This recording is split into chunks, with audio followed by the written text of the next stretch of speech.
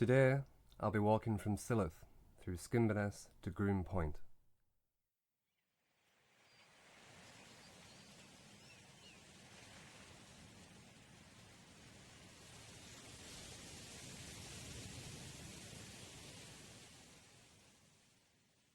Silloth is a small town on the Solway coast in northwest Cumbria. Like a lot of coastal towns, its heyday was in the late 19th century and early on into the 20th. The removal of the railway in the 1960s, which connected the town with the city of Carlisle, led to its decline as a popular tourist destination.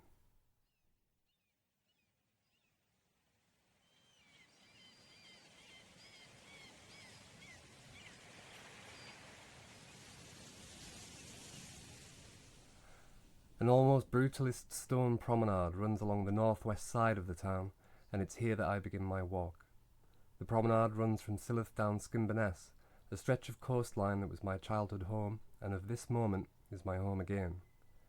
Skimbeness is thought to mean the headland of the demon-haunted castle, a name possibly of Viking origin. The walk from the centre of Silloth town to the end of Skimbeness takes around 25 minutes.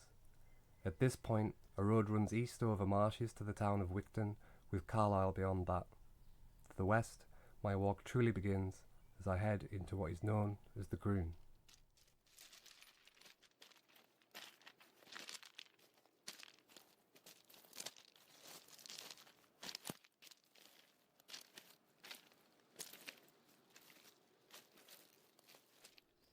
The Grune is formed by the changing tides of the Solway. A couple of miles of pointed land, its shape changing as the sea eats away at the shoreline. Huge boulders placed there years ago as a sea defence line the first quarter mile of this walk, and as the defence ends, the beach opens up and the ever-changing wound of a shoreline appears. It's at this point the environment takes on its first dramatic change. Beach rocks underfoot turn to sand, and lifeless trees protrude from the ground, waving in the breeze of a haunted desert. Scrub and gorse separate fields of agriculture from the coast. This strip appears ghostly with the twin life-givers of sea and farming either side. From there, around 20 minutes into our walk, the environment opens up and a long stretch of flat land appears. Barren and desolate, the wind can howl through here. Trees appear randomly placed, holding their own against the strong winds that blow across the water. The feeling here is of exposure, whether it be the glaring summer sun or the brutal wind and rain of a Cumbrian winter. It is also at this point that one feels removed from civilization. Light, sound and structure disappeared at an earlier point, but here feels truly removed.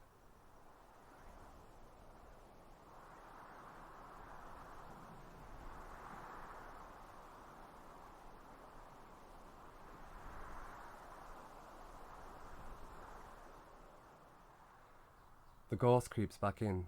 It forms an almost maze arrangement that carries on further away for another 20 minutes or so. The land widens again, with clusters of gorse scattered across the grasslands. The sea has disappeared from view, but never from earshot. It is here that the structure of a World War II pillbox appears, a small circular building with 3 tiny windows from which guns could protrude to be pointing to any foreign invader coming over the Solway. It feels removed from time. Rather, being here makes the observer removed from time. Sitting within the pillbox feels like sanctuary, a break from the winds battering the ears. Back outside of the pillbox, the walker will notice that water also appears on the right side as well as the left. The Solway curls around the tip of Grune Point, historically named the Devil's Foot. Beyond the pillbox, at Grune Point itself, the sand, grasslands and gorse give way to reveal a stone beach. The water at this point can be deafening as it's pushed around the tip. It feels like the edge of the world, but in the distance the radio towers of Anthorn can be seen. The effect is of peering behind the curtain. Giant robot monoliths were at the end of this walk through beachland, as if the rough and scrub had been placed there to obscure the view of what is really at the heart of this atmosphere. Something altogether more hauntological and eerie. The air and environment feel like transmission, one that can only be tuned into by walking towards the heart of the source.